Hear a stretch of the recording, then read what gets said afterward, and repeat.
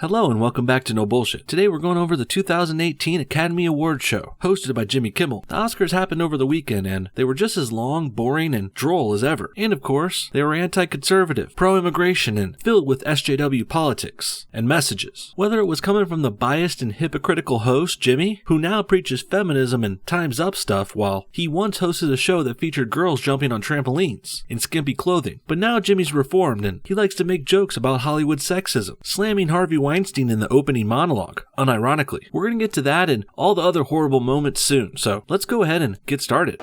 It won't happen again. This year, the chairman of PricewaterhouseCoopers said, and I quote, "Our singular focus will be on the show and delivering the correct envelopes," which is does make sense. Just out of curiosity, though, what was your focus the other 89 years? Jimmy Kimmel starts off by joking about last year's Oscars, which of course had that big kerfuffle at the end where the Best Picture announcer said the wrong movie. These two old farts, Warren Beatty and Faye Dunaway, had the wrong envelope somehow. They announced La La Land won and the whole movie team came up on stage and everything. But then a minute later, Beatty had to deliver the awkward news that La La Land in fact did not win. Moonlight did. It was a whole big mess, to say the least. Not the end of the world or anything though. It's just an award show after all, but it was weird. What a weird fuck up. And I still don't understand how they messed it up so bad. They should have just told the presenters face to face or something, but anyway, Jimmy goes over this and funny enough, they brought back Jimmy Kimmel and at the end, Warren Beatty and Faye Dunaway present the award again. They get a do-over, which I thought was funny and it just shows the Oscars aren't learning from their mistakes. Get some new blood in here. No one likes Jimmy Kimmel and no one remembers those two old farts in their old movies anymore. Jimmy goes on to make this groaner joke. Oscar is 90 years old tonight, which means he's probably at home right now watching Fox News. Old people watch Fox News. Wow, classic line. But it is true though. I guess Kimmel thought he would get an easy anti-conservative jab in here early, before he goes and pivots to these jokes about the Oscar statue. Keeps his hands where you can see them. Never says a rude word. And most importantly, no penis at all. He is literally a statue of limitations. And that's the kind of men we need more of in this town. This was the first of many times Jimmy jokingly references the whole Hollywood sexual abuse scandals and misconduct stuff. You know, Harvey Weinstein, Kevin Spacey, Pound Me Too, Time's Up, that sort of thing. Kimmel apparently thinks they can laugh this controversy off. But I think the people really remember it, the American people. And we can see that the Hollywood elites aren't serious about making things better, too. They're just laughing about it. Next, Jimmy openly comments about the Weinstein situation. You know, the only other person to be expelled from the Academy ever was a character actor named Carmine Corritti. In 2004, he was kicked out for sharing screeners. Carmine Corritti got the same punishment as Harvey Weinstein for giving his neighbor a copy of Seabiscuit on VHS.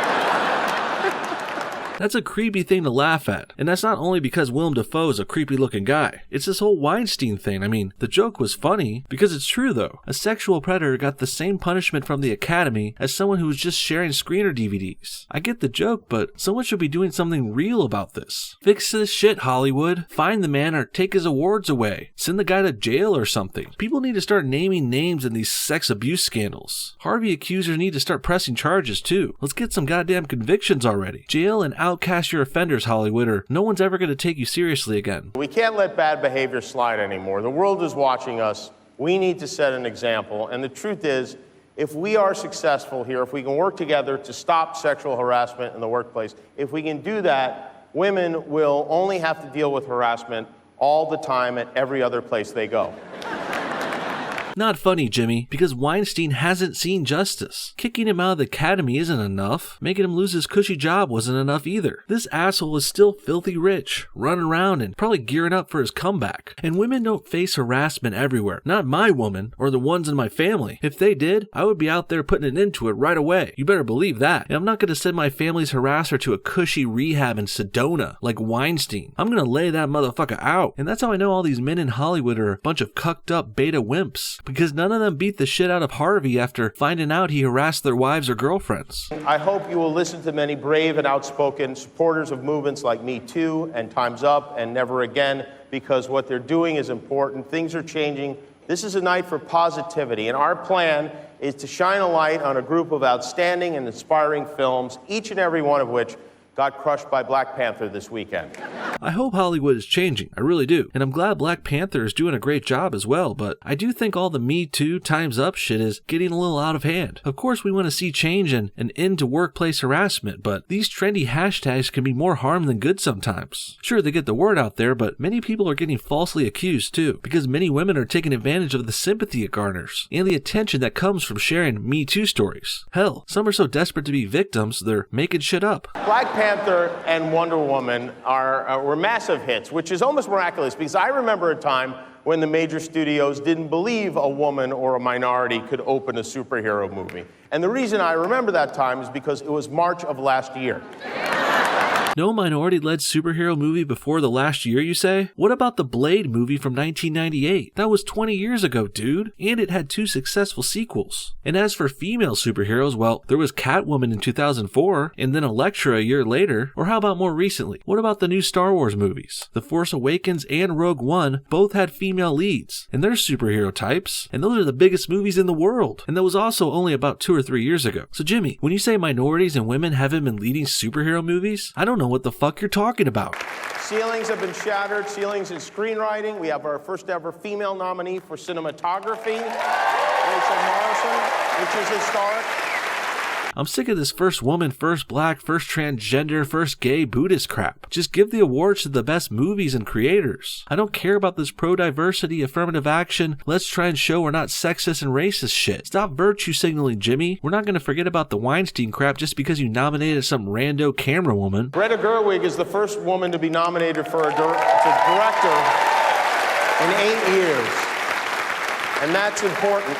Only 11% of movies are directed by women, and that is nuts. We still have a very long way to go in that department. Long way to go where? What's wrong with 11% of directors being women? And I'm pretty sure if you looked in the makeup or wardrobe departments, you would find the opposite ratios. But let's not talk about overrepresentation of women in makeup, hair, costuming, nursing, teaching, or pornography. No, Jimmy and the SJWs and the mainstream media, they only want to focus on the male-dominated professions, and only the good ones. If women are anything short of 50% in any prestigious, well-paying, well-honored position, then that's a problem we're going to hear about till the end of time. The SJWs only say we need more female directors, producers, and CEOs, not more female garbage collectors or ditch diggers or military personnel. Fuck those shitty, dangerous jobs. The men can have them, right? And a very long way to go when it comes to equal pay, especially when you look at what happened with Mark Wahlberg and Michelle Williams. We all know the story. Mark Wahlberg was paid $1.5 million to reshoot his scenes, while Michelle Williams, for her reshoots, got per diem. She was paid $80 a day. Yeah, we all know the story, and it had nothing to do with equal pay. There's no gender pay gap, Jimmy. Mark Wahlberg got paid more because he's more famous, and he makes more money for his movies. End of story. Triple congratulations are in order for the kid from Comedy Central, Jordan Peele, who had a huge success with his movie Get Out. Get Out was pretty good, but I don't know if it was Best Picture good. I honestly think that nomination was only because it was a black-made movie, focusing on black people as the heroes. Another diversity nomination, like that trans cinematographer before. None other than President Trump called Get Out the best first 3 quarters of a movie this year. And we finally come to the Trump bashing. Without spoiling too much of the Get Out movie, this joke has to do with the plot of it. Basically, the blacks were all servants of this rich white family for most of the movie, and that's why Kimmel made this joke saying Trump would like that part of it. Pretty stupid, baseless, and lazy, but whatever. We all know Trump's not this wannabe slaveholder they portray him as. Timothy is the star of a small but powerful story called Call Me By Your Name, which did not make a lot of money. In fact, of the 9 Best Picture nominees, only 2 of them made more than $100 million. But that's not the point. We don't make films like Call Me By Your Name for money. Yeah, you do. You guys are all doing this for the money. Sure, there's some glory and these awards to go with it too, but at the end of the day, Hollywood is about selling products, movies and TV shows, and their merchandise. And that's fine. I mean, it's okay to get rich too. Just don't pretend you're these high and mighty, holier-than-thou artists doing this for the fun of it. No one's buying that horse shit, Jimmy. Call Me By Your Name didn't make $100 million, sure, but it did make over 25, and it will certainly get more millions after that, after all these Oscar nominations, and even more if they win a few. few. Also, for the record, Call Me By Your Name is a story of a college graduate student falling in love and seducing a young teenage boy. I think he is 17 in the movie, and I believe that's legal, but I just thought I would put that out there for you guys. One of the most honored films of tonight is about a gay man seducing a barely legal boy. Kinda weird considering we just went through all this Me Too Time's Up shit, but unfortunately, this isn't the only ironic moment we're gonna see tonight. We make them to upset Mike Pence. Well, Jimmy, Mike Pence is not the only one not into this gay stuff being thrown in our faces day after day by Hollywood degenerates like you. I'm actually not a big fan of it myself either. Now, I'm certainly not as extreme as Pence. I don't want to send the gays to a Christian rehab camp or anything like that. No shock the gay away treatments for me, but the gay kissing and fondling on TV does get a little cringy, and I'm pretty sure this Call Me By Your Name movie would gross me out. Anyways, let's move past the introduction. The awards, of course, start to go out after this. We're going to skip over some of the beginning, though. Things stay mostly calm and boring for the next hour until we get to these two minority actors and they start giving us the business again. We are the two actors you keep hearing about, but whose names you have trouble pronouncing. Actually, I have to come clean. Kumail Nanjiani is my stage name. My actual given Pakistani name is Chris Pine. I actually really like this Kumail guy. His work is hilarious. He's been really funny on the Portlandia and Silicon Valley shows. I just really wish he'd shut up about his stupid politics on Twitter all the time. And here, as we'll soon see, this Kumail guy is one of the worst leftist Hollywood douchebags I've ever seen, constantly shitting on the United States and Trump about racism and other nonsense. I think I just retweeted the guy a week or two ago saying something like, fuck Trump, fuck Pence, fuck this, fuck that. Something so crass and inappropriate and lacking humor, and I'm pretty sure Twitter would have banned someone like me for saying something like that. But Kumail? Oh no. He's a Hollywood communist with a blue check mark and everything. Him cursing and shitting on the president and the country, who made him rich, by the way, that's not only allowed, it's being encouraged. Hell, I bet his little left-wing Twitter tirades are why the Academy noticed him and brought him on to present tonight. And like everyone in this room and everyone watching at home, we are dreamers. We grew up dreaming of one day working in the movies. Yeah, but minorities don't have a patent on dreaming. I'm a dreamer too, goddammit. I moved out here to Los Angeles all the way from South Florida. That's pretty damn far. Farther than a lot of these other dreamers traveled from Mexico. Florida to California, thousands of miles. Mexico to California, a couple hundred yards over the border. Just because you're from another country, that doesn't make you better than me, guy. Americans are dreamers too. Dreams are the foundation of Hollywood, and dreams are the foundation of America. And so,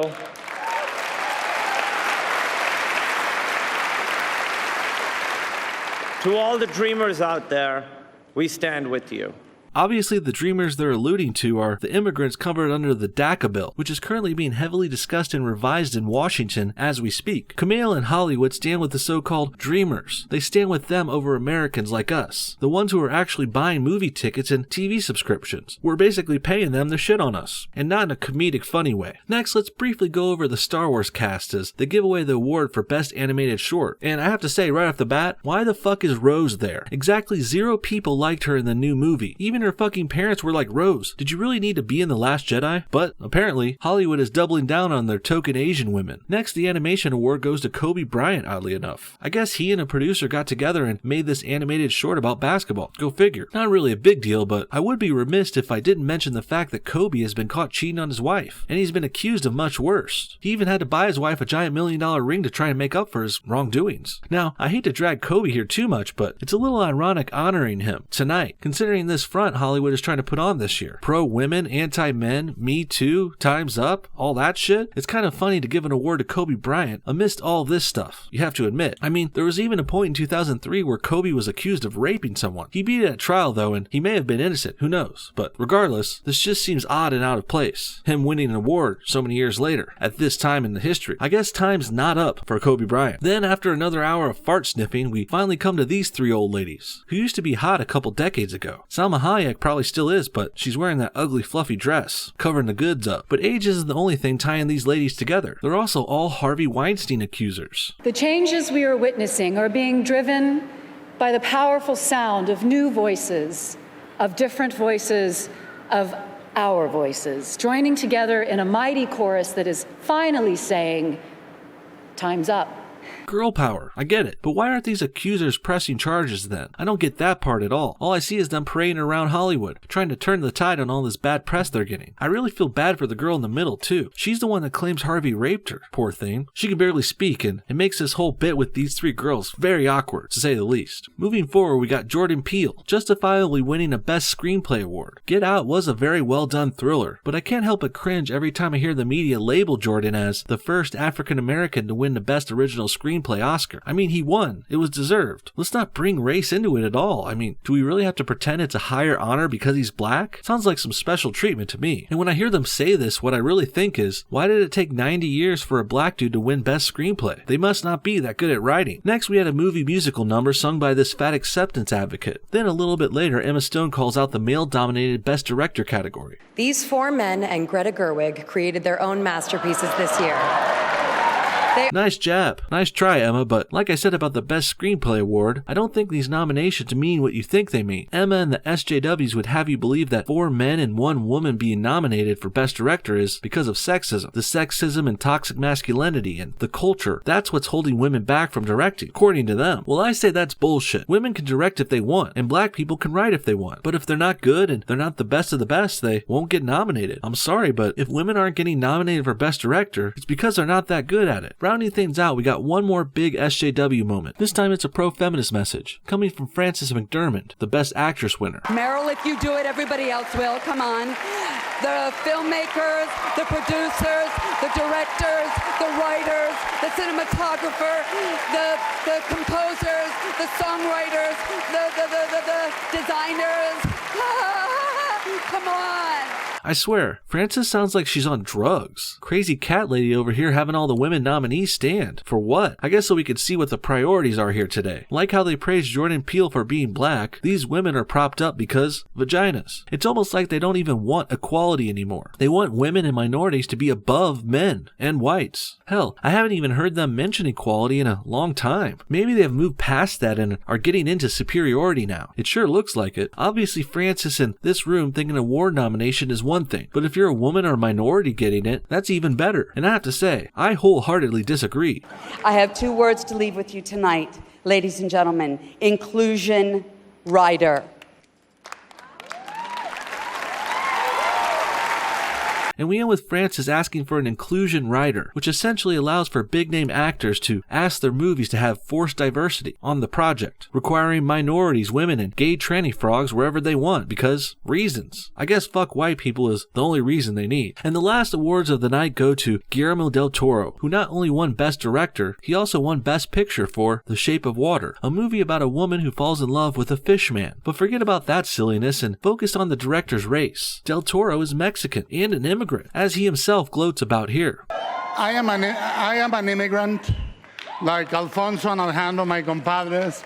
In the end, the 2018 Academy Awards were another year filled with boring long speeches, inappropriate SJW politics squeezed in, and this time, a focus on women and people who are not white. Blacks and Mexicans and women did great this year, and there was also that gay movie which won Best Adapted Screenplay. One thing that did surprise me was the minimal amount of Trump bashing. Besides a few quips from Jimmy at the beginning, they mostly backed off of the president, which was a surprise, but a welcome one. What do you guys think? Was the 2018 Oscars an SJW shit show, like always? Were non-whites and non-males getting preferential treatment and extra nominations and votes too? And finally, do you think that inclusion rider sounds as stupid as I do? Comment your thoughts on everything below, and thanks for watching No Bullshit. See y'all next time.